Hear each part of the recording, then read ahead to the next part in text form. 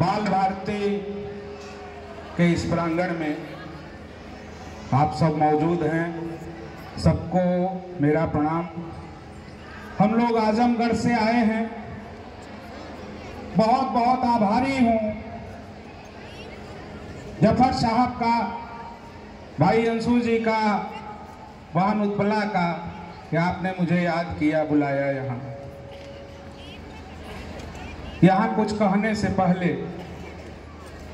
मैं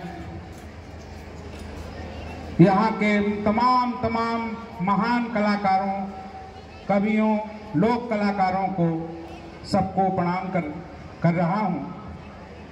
हम लोग जांघिया लोक नृत्य और धोबिया लोक नृत्य, फोक डांस जो होता है गांव में, उसका प्रदर्शन करेंगे और कुछ अपनी बात भी करेंगे गीत के माध्यम से। हमें उम्मीद है कि हम अपने माटी की बोली में, देशज शब्दों में अपनी बात कह लेंगे।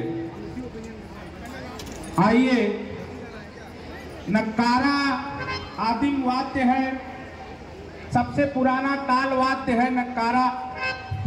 और नक्कारा बना कैसे? नक्कारा बना पशुपालन से।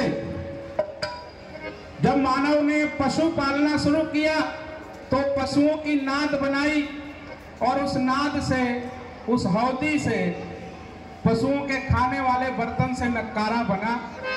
लोक कलाओं का सृजन लोक के लोगों ने किया है। मैं